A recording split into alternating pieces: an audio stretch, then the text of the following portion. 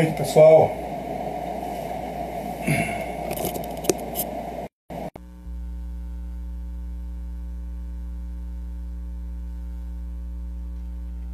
Vou fazendo uns ajustes aqui no celular para começar a chamar o presidente Ciliano Barros. Vocês estão me ouvindo bem? Tá tudo certo com o áudio?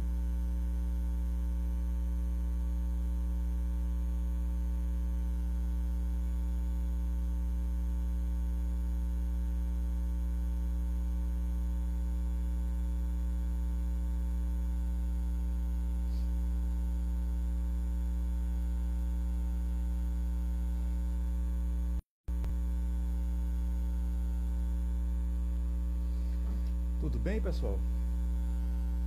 O áudio tá tudo ok? Tá bom o áudio?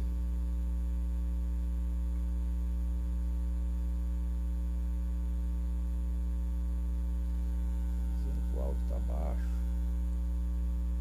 E agora, melhorou? Tá bom, Alisson? O áudio tá bom? Boa noite, Michele.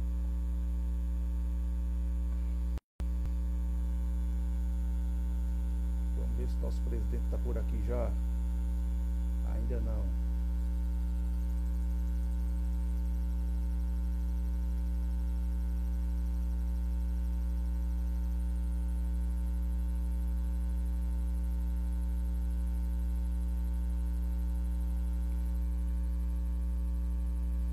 Estão dizendo que o áudio está baixo.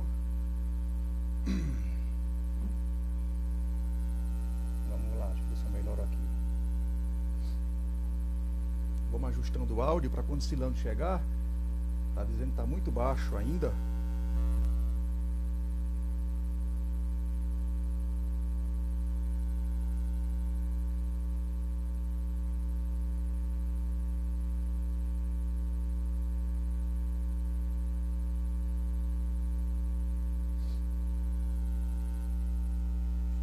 Acho que eu vou ter o mesmo problema com o áudio que eu tive na live com o Cristiano, pelo que eu estou percebendo. Deixa eu ver aqui.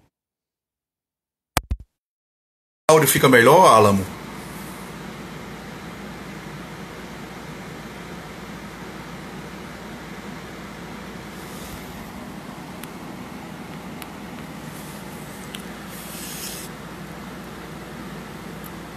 Vamos ver se Ciliano Barros está por aqui já. Vamos lá.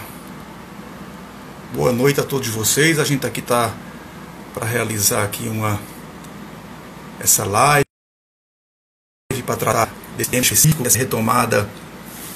Eu já tirei o fone, não estou mais com fone. Eu preciso que vocês me digam se tem alguém aqui mandando desligar Bluetooth. Meu Bluetooth não está ligado não. Pronto. Estou falando que melhorou, ok. Então a gente vai falar aqui hoje sobre esse momento, né, de retomada das clínicas, serviços de fisioterapia, serviço de terapia ocupacional, algumas publicações recentes do governo do estado, da Secretaria de Saúde do estado, do Conselho Regional de Fisioterapia e Terapia Ocupacional da Primeira Região. A gente vai contextualizar tudo isso aqui para vocês, tá certo? Eu vou ser o moderador, o entrevistado é o presidente do Conselho, o Dr. Ciliano Barros. E agora deixa eu ver se ele já está por aqui já, tá?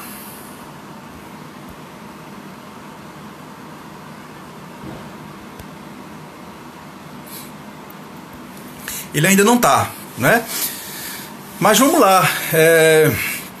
O governo do estado, esses últimos dias, anunciou um plano de monitoramento e convivência com a Covid, para retomada gradual e planejada das atividades econômicas do estado de Pernambuco.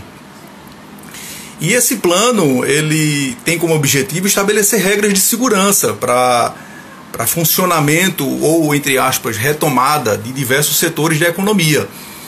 E entre esses setores está o segmento de saúde, né?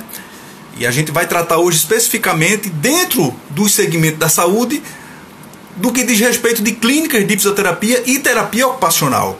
Então a gente vai falar de uma publicação, de uma portaria portaria da Secretaria Estadual de Saúde, e eu recomendo que vocês tenham à mão caneta e papel, são anotações importantíssimas. Você que tem um serviço de fisioterapia, tem um consultório de terapia ocupacional, tome notas das informações que a gente vai disponibilizar aqui, porque são determinações importantes, determinações que serão objeto de fiscalizações, né, tanto de conselho quanto de vigilância sanitária, importantíssimo isso. Então tomem nota dessas informações que a gente vai disponibilizar aqui. Por isso eu sugiro, recomendo que quem tiver interesse tenha aí à mão caneta e papel, porque tudo está disponível no site do CREFITO 1. No entanto, tem algumas especificidades que eu considero que seria importante vocês tomarem nota, tá certo? Vamos ver se Silano entrou. Alamo, se você puder me dar um feedback aí, se Silano já entrou.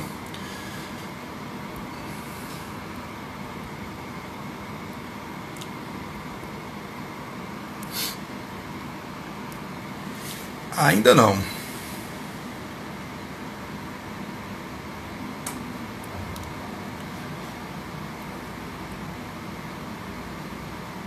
Certo. Tem algumas pessoas que estão pedindo para participar, mas acho que foi por engano. Juliana, vai ficar gravado assim. O Instagram está dando a possibilidade de no final da live a gente deixar salvo e a gente vai deixar. Eu vou ver se eu consigo também transmitir não, deixar salvo lá no meu canal. Então vai ter 2 canais que vocês podem assistir, tanto o canal do CREFITO 1 quanto o canal Direito em Defesa da Fisioterapia. Aproveito quem não segue ainda esse canal e puder seguir. Chama-se Direito em Defesa da Fisioterapia, é um canal que a gente discute bastante os temas jurídicos, políticos, temas relacionados à fisioterapia, terapia ocupacional. É um canal por meio do qual a gente tem debatido questões importantes para as nossas profissões, né? Importante para as nossas profissões. Vamos ver se o Dr. Silano entrou.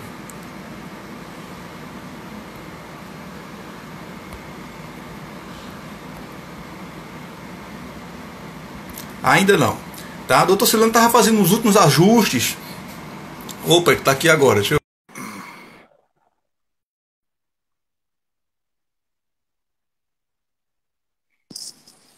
Agora vai. Pronto? E aí, meu irmão? Firme, forte. Você está me ouvindo bem? Estou lhe ouvindo bem. Você está me ouvindo bem? Graças a Deus. Em alto e bom som. Eu estava com problema com... Tive que tirar meu microfone, mas tá bom, o som tá bom, estou ouvindo bem. Agora tá, é só... Bom, doutor Silano Barros, nós já temos aqui um número importante de pessoas. Acredito que essa live, uma expectativa grande com relação a essa live, em decorrência da importância desse tema que a gente vai tratar hoje aqui. Mas deixa eu já dar uma contextualizada. Eu já tinha feito... Eu queria começar lhe fazendo uma pergunta, mas... Então, Jéssica Renzo está dizendo que está travando demais. É só a Jéssica que está... A gente está nesse início aqui fazendo esses ajustes, é normal, mas eu estou com o Alamo aqui me monitorando. Se o Alamo me disser alguma coisa, pode ser que para mim está ótimo. Para mim está ótimo. Não é? Então, eu queria começar ali fazendo uma pergunta fundamental para a gente começar esse debate da gente, mas antes, deixa eu dar uma contextualizada. Já tem aqui perguntas perguntando se estúdio de Pilates se enquadra na reabertura autorizada. Sim, a gente vai entrar em detalhes, mas já à medida que a gente for podendo matar as perguntas, a gente já vai. Doutor Silano, veja bem, o governo do estado de Pernambuco anunciou recentemente um plano de monitoramento e convivência com a Covid-19 para a retomada gradual e planejada de atividades econômicas no estado de Pernambuco. Esse plano ele tem como objetivo estabelecer regras de segurança para funcionamento, retomada de diversos setores da economia pernambucana. E entre esses setores está o segmento de saúde. Mas sem tratar especificamente, nesse momento, dessa pergunta não é só para o segmento de saúde, eu queria saber o que é que você acha desse plano de monitoramento de convivência para a retomada gradual e planejada das atividades econômicas promovido pelo governo do estado de Pernambuco. Qual a sua opinião sobre esse plano de retomada? Bem, boa noite a todos inicialmente. Boa noite a Carlos Francisco, meu amigo, contemporâneo de faculdade, fisioterapeuta, advogado.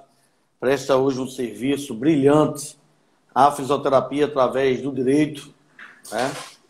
Então, boa noite a todos. Muito boa pergunta. Eu vou pedir permissão para chamar de Carlinhos, porque é assim que eu lhe conheço lá nas palafitas da Universidade Federal de Pernambuco. Então, a professora Ana Lúcia está atenta aqui, já viu isso. Deve ter A lembrado. Ana Lúcia Guzmão está aqui, Já entrou aí. Então, veja. Grande abraço para ela.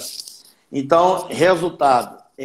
Muito boa pergunta, Carlinhos, porque, primeiro, a gente recebeu muitas críticas quando nós postamos nas redes sociais essas diretrizes para a retomada.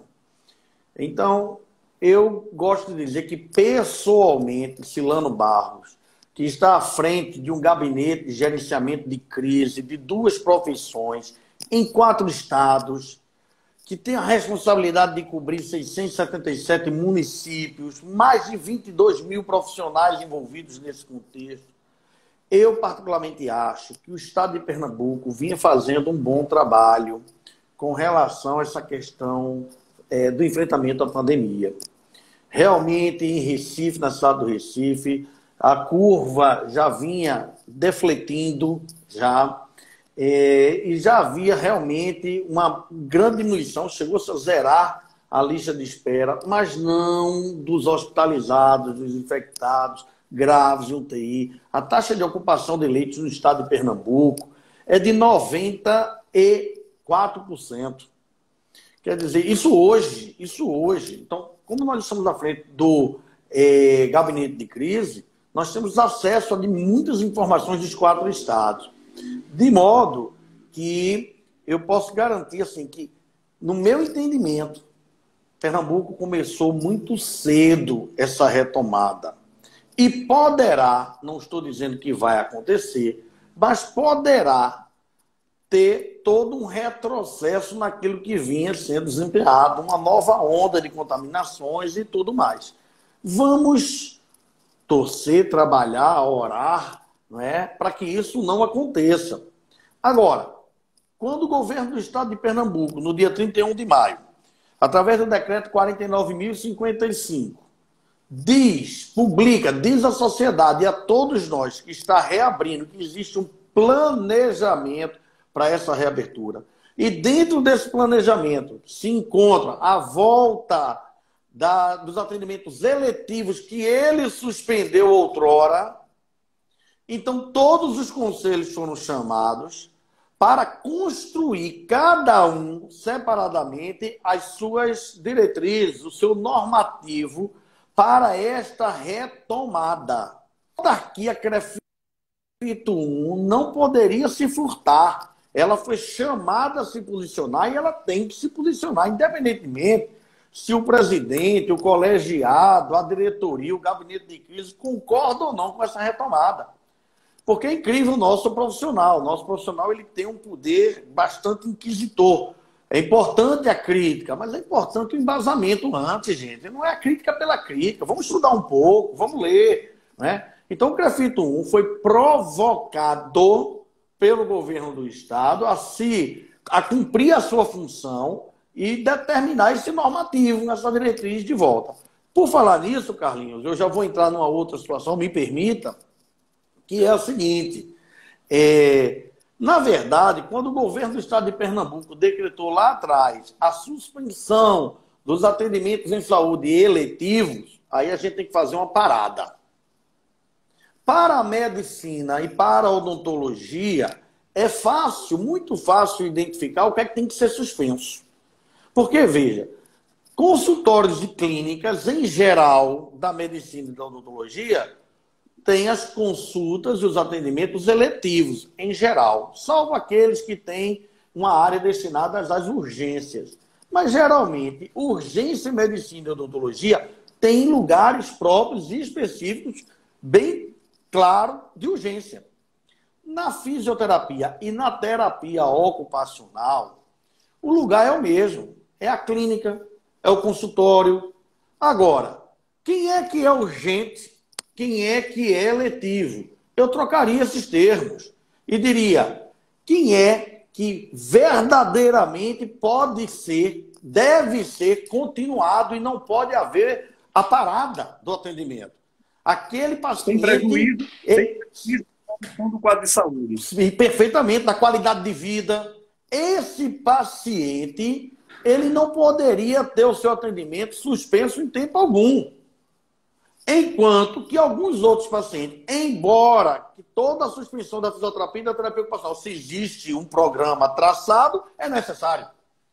Mas existem alguns pacientes que poderiam ter descontinuado os seus atendimentos para serem retomados depois. E isso o CREFIT 1 se posicionou desde o primeiro momento. Quando o governo do Estado suspendeu os atendimentos, o CREFIT 1 disse, ó, está suspenso os atendimentos, mas cabe ao bom senso do profissional determinar quem ele continua atendendo e quem ele não vai atender. Há um detalhe aí também interessante, que o próprio paciente fugiu da clínica, do consultório, do atendimento.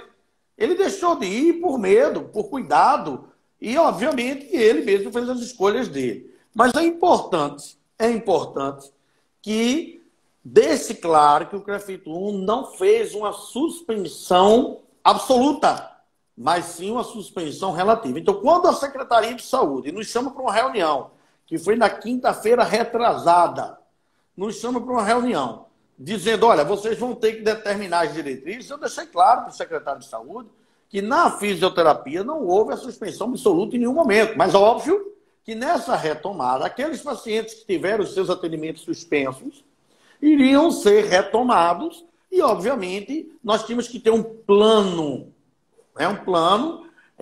para seguir toda uma diretriz a ser determinada para garantir, em primeiro lugar, a segurança do paciente e do profissional da saúde, fisioterapeuta e terapeuta ocupacional. Doutor Silano, é importante deixar claro para o profissional que tem muita gente que está assistindo aqui que talvez tenha serviço que vinha funcionando.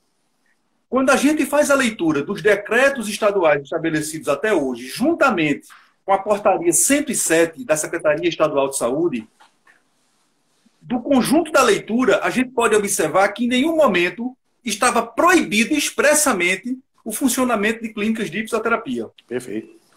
E quando a gente junta também com as recomendações do CREFIT, o CREFIT também, em momento nenhum, determinou a suspensão de serviços de fisioterapia e terapia ocupacional. Tá? Eu acho até que por um defeito na redação dessas resoluções, do decreto da portaria, que tratou de forma genérica de serviços médicos e odontológicos, equivocadamente considerando como se a fisioterapia fosse uma categoria de serviço médico. E isso aconteceu, eu percebi nos decretos. De forma que, quando a gente faz a leitura, as clínicas estavam autorizadas a funcionar com uma série de restrições, é claro. Agora, o governo do Estado, ele, por meio desse plano de monitoramento, ele decide fazer uma abertura geral, de retomada de alguns segmentos da economia. E, para isso, levando em consideração esse contexto epidemiológico que a gente está, isso deveria ser feito com medidas de segurança.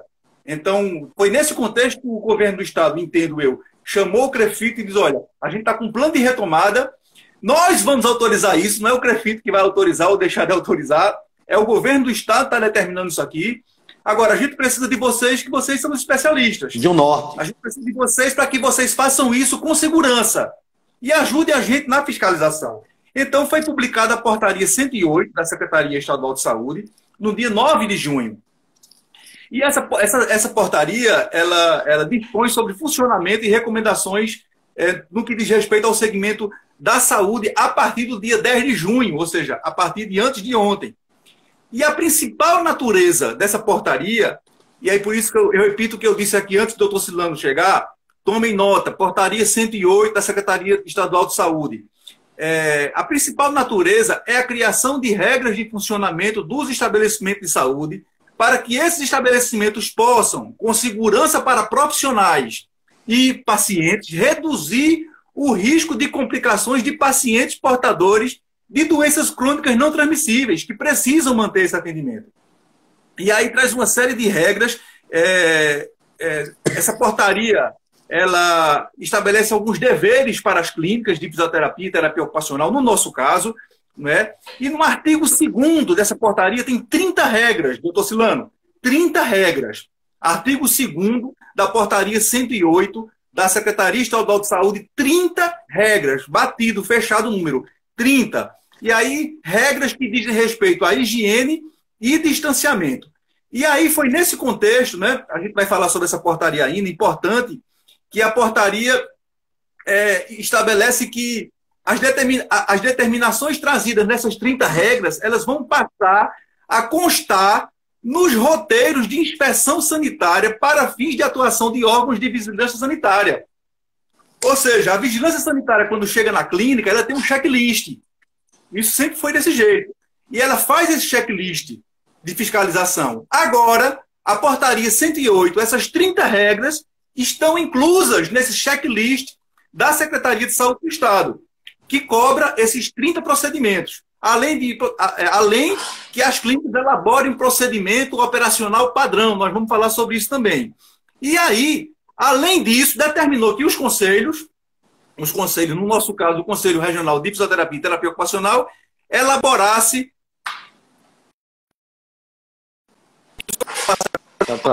o ofício circular GAPRE número 3 de 2020, que atende esse chamado da Secretaria Estadual de Saúde. E o CREFITO publicou isso por meio de texto e publicou por meio de cartilha. As informações que a gente tem na cartilha são as mesmas que a gente tem no texto. Como é que está apresentado isso no site do CREFITO? Então, Carlinhos, vamos lá. Primeiro, lá no término, antes de responder diretamente a tua pergunta, no término, das nossas diretrizes, um dos últimos artigos, na atual agora atualizadinha, diz assim, ó, que o artigo 25 e 26, que esse contexto é muito dinâmico e ele muda rapidamente. Então, a qualquer momento, essas informações serão alteradas. Por que eu estou te dizendo isso? Vamos lá. Porque quando a Secretaria de Saúde nos chamou para conversar e determinou que cada profissão gerasse as suas diretrizes, o seu normativo, era 4 de junho. E nós, quando entregamos na terça-feira, dia 9. Mas veja que a Secretaria de Saúde já edita uma portaria no dia 10. Então, pode acontecer que alguns pontos dessa portaria não estejam de acordo, né, com as nossas diretrizes. Então, a gente tem que parar, analisar e editar alguma correção sobre essa diretriz, né, junto com o governo do Estado. Então, só para deixar claro isso, vamos lá. O CREFITUM publicou, então, na terça-feira, dia 9, essas diretrizes, e como nós já vimos que na hora da publicação teríamos já alguns pontos a serem trocados, nós deixamos as diretrizes e hoje, há mais ou menos já 1h30,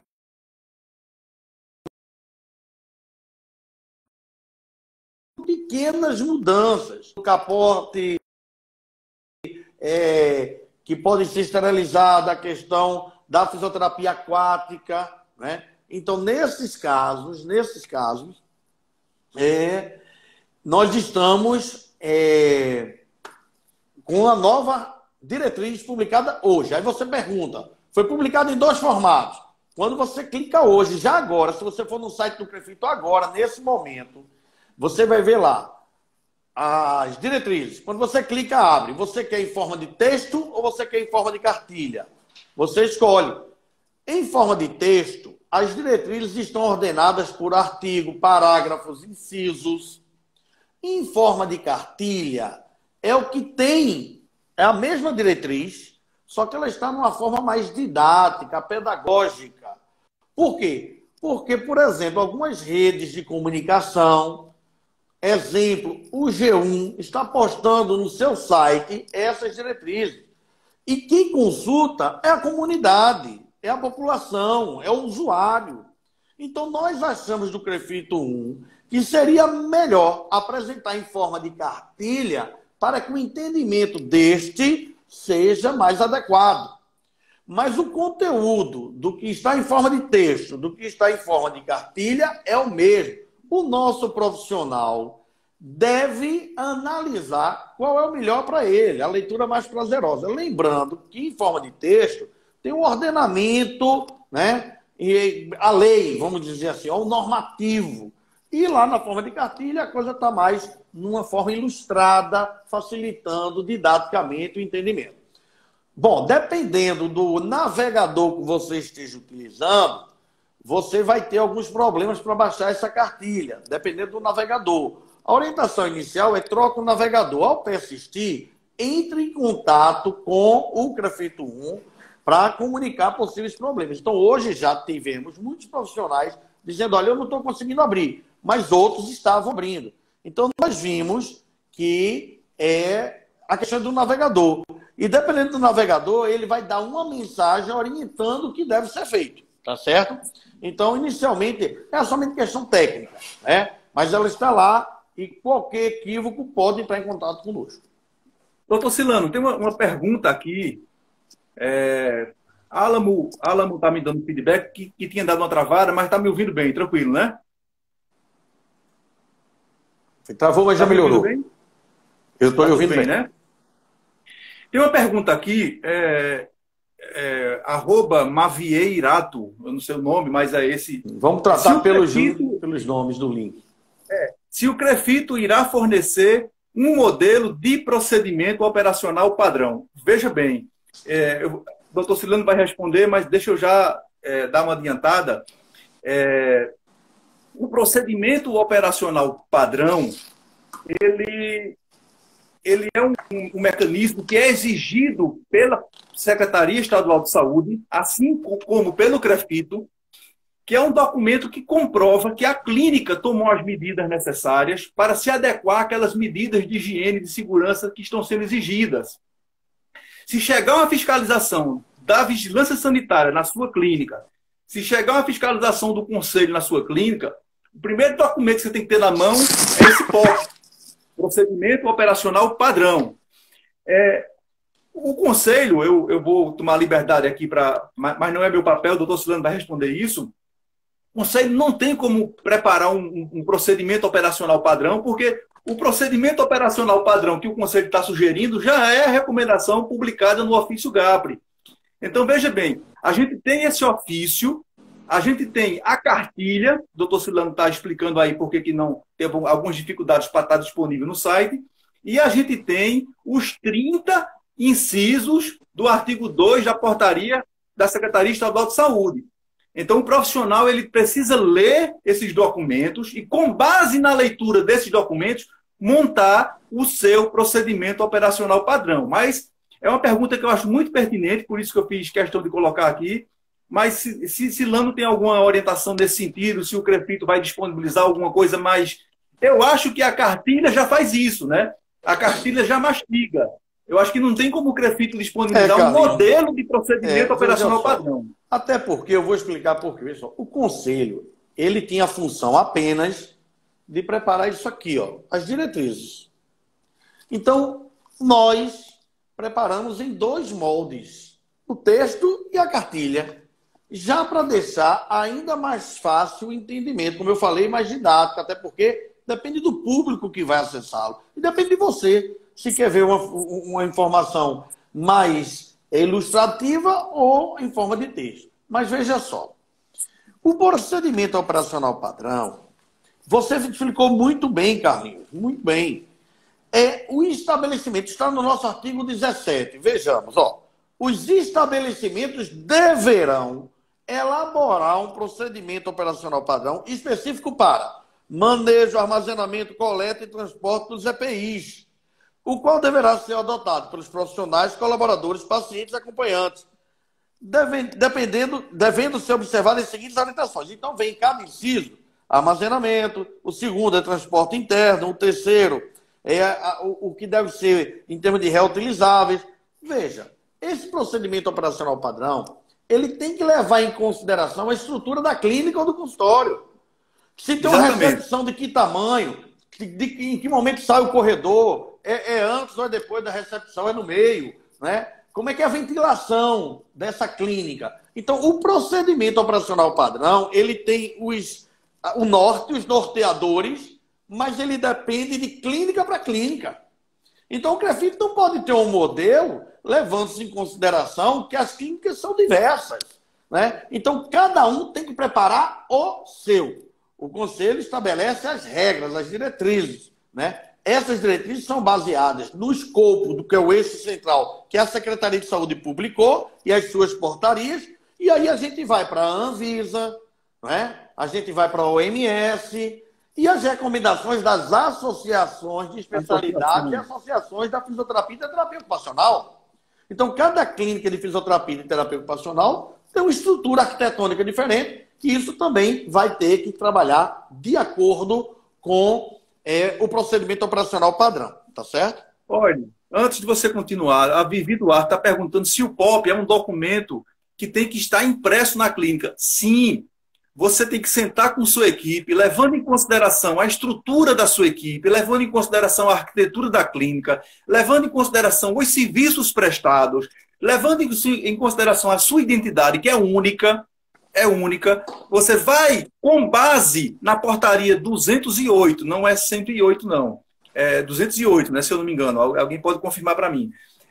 Com base na portaria da Secretaria de Saúde do Estado, que uma recomendação que eu dou, a cartilha do CREFITO e as normas estabelecidas pelo CREFITO já levam em consideração esses termos que estão na portaria. Então, e são bem norteadores, Carlinhos, bem norteadores. Para quem pega a nossa diretriz, constrói o procedimento operacional padrão tranquilo. É só olhar a estrutura da clínica que ele tem e aplicar o que está lá nas diretrizes. Então, o profissional não precisa nem nesse momento procurar a portaria. Olhando a cartilha, você vai criar para cada ambiente, para cada espaço do seu serviço. Se você tem uma piscina, já funciona de diferente. Alguém está perguntando aqui, os estúdios de Pilates só um detalhe, Carlinhos, veja. Outra coisa que é preciso ser dito. Eu tenho ouvido diversos profissionais chegarem para o CREFITO através de e-mail, de rede social, e dizer o seguinte: olha, lá na clínica, o dono da clínica, a dona da clínica disse que não vai seguir, que isso é recomendação do conselho. Recomendação a gente segue ou não. Vamos parar. Primeiro, são diretrizes, é um normativo, é obrigado a atender. Segundo, isso foi construído por solicitação do governo do Estado e foi encaminhada à Secretaria de Administração e de Saúde do Estado. Significa que a APEVISA, a Agência Pernambucana de Vigilância Sanitária, junto com as vigilâncias sanitárias do município, elas vão fiscalizar o que está nas diretrizes de cada conselho. De modo que poderão, inclusive, haver fiscalização conjuntas. Então, veja, quando o conselho ele encontra o ato infracional, o desdobramento é ético-deontológico dentro do conselho ou encaminha para quem é competente. Mas quando a vigilância sanitária é quem encontra o ato infracional, dependendo do ato infracional, a clínica será interditada ou multada imediatamente. Então vamos deixar isso bem claro. O que está posto na diretriz não vai ser objeto só de fiscalização do CREFITO. Vai ser objeto de fiscalização do CREFITO e da vigilância sanitária. Então os donos que estão dizendo que são apenas recomendações, fiquem alertas. Não são recomendações, são obrigações que serão fiscalizadas e punidas no rigor da lei, certo? Com relação ao Pilates, gente, presta atenção. O Pilates, ele é um recurso... Veja, ele é um... Primeiro, vamos deixar claro algumas coisas que muita gente não conhece. O Pilates, ele é área livre. Área livre. Ele pode ser praticado por qualquer profissional que tenha formação em Pilates. Não é o que eu queria, mas é o que está na lei. Doutor Carlos aqui, advogado, sabe disso. Né? Por mim, deveria aplicar Pilates, usar o Pilates, né? Profissionais de educação física, fisioterapeutas, terapeutas ocupacionais. Agora, a lei brasileira, a Constituição brasileira, diz que a área é livre. Artigo 5º, inciso 13º da Constituição Federal. O que é área livre é facultado a quem tem a formação naquela área livre. Então, vejam, para o fisioterapeuta, o Conselho Federal, ele publicou uma resolução dizendo que para o fisioterapeuta o Pilates é um recurso. Não é privativo do fisioterapeuta, é um recurso para o fisioterapeuta. Então esse recurso ele pode ser aplicado na clínica, ele pode ser tido como consultório ou como clínica, né? Então é óbvio que nesse processo de volta o Pilates está envolvido. Gente, é óbvio que está. O Pilates é um recurso da fisioterapia. Todo recurso da fisioterapia está envolvido porque é uma diretriz para a volta de clínicas e consultórios. Seja ele qualquer recurso que for dentro da fisioterapia. É esse o entendimento, certo? Tem uma pergunta aqui, doutor Silano. A respeito dos acadêmicos do curso de fisioterapia, poderá seguir com os estágios ou ainda não? Perfeito. Nós incluímos isso no finalzinho das diretrizes. Eu estou aqui com ela na mão, vou dizer agora. Artigo 24. Veja lá. Os estágios obrigatórios e não obrigatórios, assim como aulas presenciais, serão liberados de acordo com o decreto do governador. Gente, não cabe ao CREFITO normatizar nem fiscalizar o ensino no Brasil. Isso é função do Ministério da Educação. Quem normatiza para o ensino e quem fiscaliza o ensino é o Ministério da Educação. Quando o governador decretou que estavam suspensas as aulas, isso é uma determinação do governador frente a um cenário de calamidade pública votado pelo Congresso Nacional, previsto na Constituição Federal. Então não é o CREFITO que vai dizer, os estagiários já podem voltar agora. Peraí, então tem calma. O CREFITO está dizendo o seguinte, estágio, seja ele obrigatório ou não obrigatório, vai voltar quando o governador disser que vai voltar. Alguns estão entendendo que o fato da clínica estar reaberta, o estagiário já pode vir. Segundo o entendimento que nós ouvimos em uma determinada reunião deste grupo, estágio é atividade pedagógica encarada como aula e está suspensa até 30 de junho. Mas esse entendimento pode ser discutido entre as associações de mantenedores, das instituições de ensino superior, com o governo do Estado. Com o governo do Estado. Agora, qual é a parte do CREFITO?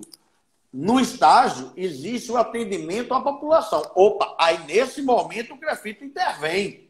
Então, o que nós estamos dizendo é o seguinte, estágios obrigatórios ou não obrigatórios vão voltar de acordo com o decreto do governador. Agora, deverão, em qualquer cenário, obedecer ao que está determinado nas diretrizes. Ou seja, distanciamento de 1,5 m, os usos dos EPIs, tudo que está previsto nessas diretrizes, nos cenários onde o estagiário estiver, ele vai ter que se adequar exatamente como diz as diretrizes.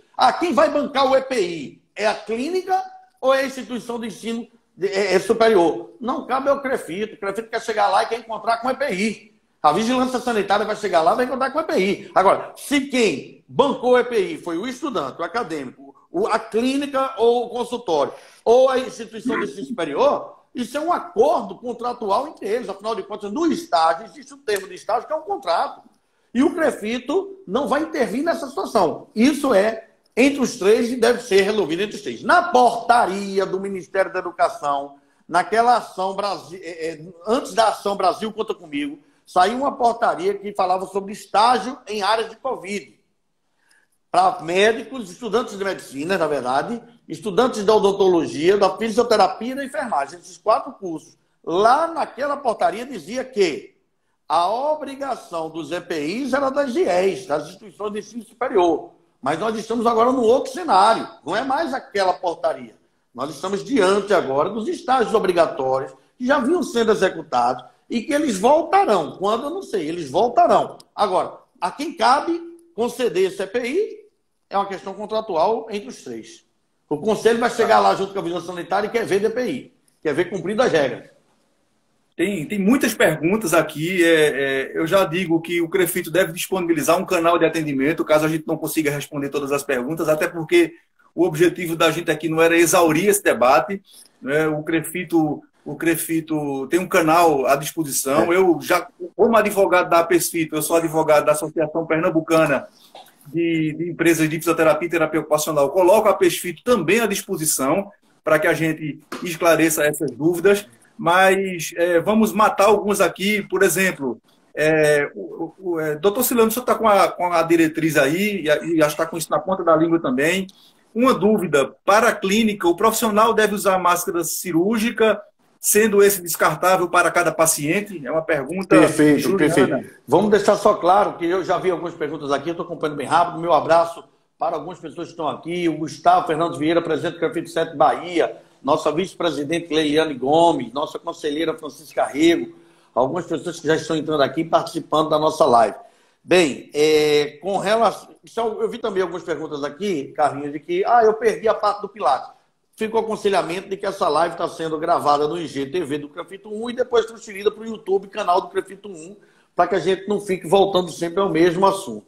Bom, com relação ao uso do EPI, está bem descrito aqui nas diretrizes, nos anexos, está muito bem descrito, muito claro, qualquer um vai entender. Mas respondendo a pergunta do colega ou da colega... Veja, Juliana, são duas perguntas em uma. Pronto. O profissional deve usar máscara cirúrgica sendo descartável para cada paciente? E outra pergunta, na cartilha não ficou claro se a máscara era para ser trocada a cada paciente. Falaram apenas de capote. Vamos lá. Primeiro, durante o atendimento, o profissional estará sempre de máscara cirúrgica. Sempre de máscara cirúrgica. Quando é que ele não estará de máscara cirúrgica? Em casos, aí não é o segmento de clínica consultório, talvez até seja. Quando o processo, o recurso que está sendo utilizado, o procedimento, ele produz névoa, nebulização, oxigênio-terapia, tudo aquilo que produz névoa, a máscara cirúrgica é substituída pela N95, PFF2 ou similar. Não produziu névoa, é máscara cirúrgica, com exceção do fisioterapeuta que está dentro d'água, do profissional que está na fisioterapia aquática, conversando com o Dr. Rogério Antunes, que é da ABFA, Associação Brasileira de Fisioterapia Aquática, o mesmo instruiu que aquela máscara cirúrgica, devido à umidade da piscina, o suor do profissional, ela molha e ela dificulta a ventilação.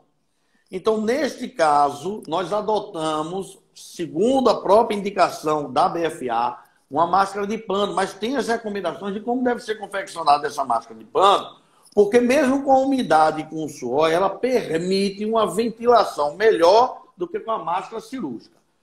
Pergunta, quando deve ser trocada? Na atualização que foi publicada hoje, está muito clara, a cada atendimento ela é trocada. Porém, vírgula, existem fabricantes que já determinam, essa máscara tem utilização de tantas horas, tantos dias.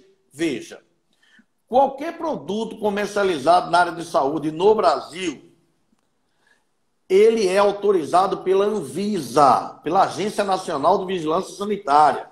E para ser autorizada pela Anvisa, tudo aquilo que contém no rótulo, as informações, as especificações são devidamente testadas. Quando a Anvisa libera um determinado material, aquilo já é comprovado. Então, deve-se seguir as recomendações do fabricante, porque aquilo já foi testado e provado pela Anvisa. Bom, agora, se a gente tem um equipamento que não foi aprovado pela Anvisa, aí isso vai gerar um problema. Mas, teoricamente, acredita-se que aquilo que estiver comercializado no Brasil em área de saúde sim, autorizado pela Anvisa, que já foi testado e aprovado pela Anvisa. Tá certo? Você acabou de responder a pergunta de Juliana e ela disse que não tinha visto o material que foi lançado para ajudar a Juliana, na nova atualização... A gente tem material novo agora, não tem, Silene? Tem material. Sabe onde é que está isso no material novo? Só para ajudar a Juliana, ela pode anotar. Isso está vou dizer aqui agorinha, no artigo 14, no capítulo do artigo 14. Durante o atendimento, os profissionais deverão utilizar máscara cirúrgica associada ao protetor facial, capote ou avental descartável, no mínimo gramatura de 40, ou capote higienizável, desinfetando com álcool 70, a cada atendimento. Tá certo? Fala também de quando exige o contato corpo a corpo. O uso desse capote pode ser substituído pela troca do jaleco a cada atendimento. É curioso, Carlinhos. Um fisioterapeuta e um outro terapeuta ocupacional me procurou uma vez para dizer o seguinte: eu coloquei os dois tiveram o mesmo pensamento. Tem vários pacientes domiciliares e aí ele tem um capote em cada residência. um capote não, desculpa, um jaleco em cada residência. Aí ele disse, eu posso, ao invés de usar capote, usar esse jaleco? Pode. Você chega na casa de um, usa aquele jaleco. Mas aí você já deve deixar acordado com a família do paciente, ou você providencia para mandar higienizar aquele jaleco após o uso. Né? Mas ele fica na casa do paciente, segundo ele, já é negociado com a família do paciente para mandar higienizar. Pode ser também, sem problema nenhum. Olha, deixa eu... eu estou aqui no celular com vocês e no computador com o Álamo, que é o nosso marqueteiro de comunicação. O assistente de comunicação do CREFIT 1, e Álamo está aqui disparando perguntas, nem que essa live terminasse meia-noite, a gente respondia tudo isso aqui. Eu vou mandar 2 perguntas aqui, vamos discutir as duas numa só. Em relação aos pacientes de fisioterapia respiratória pós-alta hospitalar, qual o protocolo e há alguma regra específica para os atendimentos em domicílio? São 2 perguntas que a gente... Eu gostaria de introduzir uma dessa resposta. A gente faz referência no material, o material está disponível. Com relação aos atendimentos em domicílio, a gente faz referência à Associação Brasileira de Fisioterapia Domiciliar, a Brasfid, e ao Núcleo de Educação da Atenção Domiciliar, o NEAD.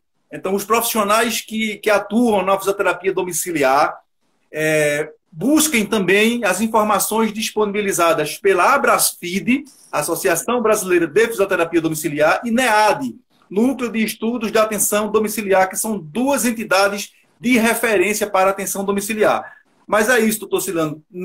Nesse documento produzido pelo CREFIT 1, nós temos algo específico para os atendimentos em domicílio, alguma regra diferente? E para os pacientes de fisioterapia respiratória pós-alta hospitalar, qual a recomendação? Vamos lá, você já foi muito feliz quando se fala de fisioterapia domiciliar. É importante lembrar que o paciente que está em casa tem o paciente que está internado e tem o paciente que está em atendimento. É atendimento domiciliar ou internação domiciliar. Bem, as orientações são as mesmas para um consultório, para uma clínica, só que você está na casa do paciente. Detalhe, a Brasfid, ela emitiu um parecer muito completo, consubstanciado sobre o assunto. Então, como você mesmo falou, é importante consultar esse parecer da Brasfid, essas orientações da Brasfid, assim como do NEAD. E aqui no nosso regulamento, nós citamos isso no artigo 4º. Quando a gente fala de atendimento domiciliar, a gente cita a Brasfid e cita o NEAD. Com relação ao paciente que está de alta, paciente da fisioterapia respiratória, de alta do segmento hospitalar, vamos lá. Se ele foi o paciente de Covid, ele só está de alta se o Covid realmente foi curado. Então ali ele não tem mais Covid, ele está IgG positivo, ele não transmite mais. Mas aí ele tem que ter todo o cuidado de um paciente comum, igual a outro qualquer. Na produção de névoas, deve ter o uso da N95, PPFF2 e assim por diante.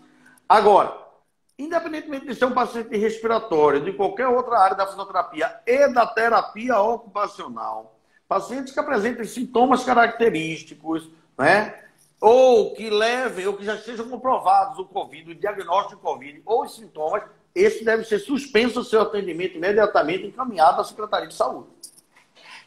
Tá. Tem uma pergunta, agora antes, deixa eu fazer uma observação. Alguém perguntou se instrutores de Pilates também tem que usar jaleco. Deixa eu fazer só uma observação com relação à expressão instrutores de Pilates. Quando o fisioterapeuta ele é habilitado para fazer uso da técnica Pilates, o Pilates passa a ser um procedimento fisioterapêutico. Então, ele envolve uma série de métodos e técnicas que são privativos da fisioterapia. Então, a consulta, a avaliação radiológica, a interpretação do exame complementar, do exame propedêutico. Então, a técnica Pilates utilizada pela fisioterapia é uma técnica fisioterapêutica. Então, não é recomendado a gente utilizar para fisioterapeuta essa expressão instrutores de Pilates. Fisioterapeutas não são instrutores de Pilates. Fisioterapeutas são fisioterapeutas que se utilizam de uma técnica cinesioterapêutica chamada Pilates. E sim, os serviços de Pilates estão vinculados a essas normativas que estão publicadas tanto pela Secretaria de Saúde do Estado quanto pelo CREFIT. Terapia manual, em geral, fica obrigatório o uso de capote ou é facultativo, doutor Silano? Bom, é aquilo que nós colocamos, é o uso do capote descartável ou aquele que é reutilizável, ou o jaleco trocado a cada atendimento. É um procedimento como outro qualquer, né? Tá. Tem uma pergunta também aqui sobre... na diretriz fala de uso de propés e local de sapatos, mas para a cadeira de rodas, o que faz? Fala também, muito bem lembrado, inclusive por isso que nós fizemos uma atualização. É importante, né? Fisioterapeuta e terapeuta ocupacional, é importante que você apresente as suas críticas e sugestões, porque o CREFITO 1 ele vai se atualizando com as suas críticas. O que a gente não gosta é daquela crítica de respeitosa. Então, profissional, ele faz parte do CREFITO 1, né? Então, foram as críticas dos terapeutas ocupacionais com relação à integração sensorial, que fez a gente rever a questão das crianças que estão dentro do espectro autista. Foram as críticas sobre essa questão do capote, do uso da máscara. Foram as críticas com relação à prótese e órteses que fizeram a gente atualizar. Por isso que saíram as recomendações, exatamente com uma semana, com menos de uma semana, a gente está atualizando, né? Então, no caso de prótese e órteses, está no parágrafo 2º do capítulo 19. Então, quem tiver acesso já a nova diretriz, dá uma olhadinha lá, capítulo 19, parágrafo 2º, no caso de pacientes que utilizam órtese ou prótese e que haja a impossibilidade de deixar o dispositivo na área suja, porque a clínica ou o consultório é dividido em área suja e área limpa, fica recomendado que seja realizada higienização da área limpa, superfícies utilizadas e o chão, após o atendimento do paciente. Então, está muito claro. Tem algumas perguntas aqui com relação à TO, com relação à integração sensorial. Tanto você está falando, quanto o doutor André, que é advogado do CREFITO, tem previsão nesse material sobre a integração sensorial, não tem, Silano? Oi? Tem previsão, o material traz previsão relacionada... É um procedimento da terapia ocupacional e, obviamente, ele tem suas peculiaridades, né? A criança não vai usar, porque todo uso de máscara de pano. Então, esse paciente ele não vai usar máscara, ele não vai se sentir confortável, ele não aceita, ele não utiliza a máscara. Então, já prevemos aquela exceção, né? Assim como também outras situações que são previstas, que estão aqui nas diretrizes. Tem uma pergunta aqui, estão perguntando se é obrigação da clínica fornecer a máscara para o paciente. Não. A clínica tem a obrigação de exigir que o paciente entre na clínica de máscara. Aí entra uma recomendação, perfeito. Não é obrigação. O paciente, inclusive, Carlinhos, está no decreto do governador que todos nós somos obrigados a usar a máscara em locais públicos. Então, é obrigação do paciente. Agora, nós estamos recomendando, orientando as clínicas e consultórios, né, aos responsáveis técnicos, que mantenham uma caixinha com a máscara cirúrgica para esse paciente que chega, que por um acaso esqueceu a máscara. Para não perder o atendimento, até porque, veja, é um atendimento com um horário bem agendado, bem marcado, porque nas diretrizes está muito claro que você tem que agendar um quantitativo menor de paciente e tudo mais. Então, naquele momento, se o paciente desse chegou sem máscara e você não vai fazer o atendimento, você tem um prejuízo grande dentro da tua clínica. Você não faz o atendimento, aquele horário está agendado, só vai chegar outro paciente depois, tem que ter um intervalo entre atendimento e outro para desinfecção de tudo aquilo que a gente custou. Então, é muito mais barato para a clínica entregar uma máscara a ele e continuar com o procedimento do que mandar ele para casa. Tem muita gente reclamando, doutor Silano, da dificuldade de encontrar máscara cirúrgica no mercado. Várias falas aqui nesse sentido. Veja, nós no CREFITO 1 temos procurado também o uso dos EPIs, porque os nossos fiscais, quando vão fazer o ato fiscalizatório, devem ir também com EPI. Então, a gente não pode aqui regrar para os outros e não observar a nossa conduta dentro de casa. E a gente tem procurado, e no início realmente houve uma dificuldade muito grande. Nós já estamos observando que o abastecimento do mercado já tem sido, já tem buscado uma certa normalização. Então, segundo o Alisson, que está aqui, que é o chefe de gabinete, que é quem determina toda essa questão, já tem sim uma facilidade maior para adquirir esse material. Agora, veja, nós estamos falando para o estado de Pernambuco. Hoje mesmo, um conselheiro nosso, do estado de Alagoas, entrou em contato dizendo que em Alagoas você não está encontrando máscara cirúrgica. Tá certo? Então, veja, essas orientações são para o estado de Pernambuco. Claro, para os outros estados permanecem as recomendações do dia 27, que obviamente também precisam de máscara cirúrgica e de outros mais, então está difícil. Né? Tem algumas pessoas aqui perguntando a respeito de penalidades para a não adequação a essas normas. Deixa eu falar para vocês aqui, eu queria dar uma introdução, o Silano pode complementar, já registrando que faltam apenas 6 minutos, a gente precisa fazer as considerações finais. As penalidades, elas são na esfera administrativa, na esfera penal e na esfera civil. Na esfera administrativa, o profissional, a clínica, o responsável técnico, o proprietário, ele vai estar sujeito a penalidades administrativas estabelecidas tanto pelo CREFITO quanto pela vigilância sanitária. Tá? É muito importante isso. No que diz respeito ao CREFITO, a gente tem vários artigos no Código de Ética da Fisioterapia e da Terapia Ocupacional que fazem previsão de responsabilidades do profissional que se adequa a essa realidade que a gente está vivendo aqui de exigência de cumprimento de uma norma. E na esfera penal, minha gente, o artigo 268 do Código Penal diz que infringir determinação do poder público destinada a impedir introdução ou propagação de doença contagiosa é crime, com pena de detenção prevista de 1 mês a 1 ano e multa.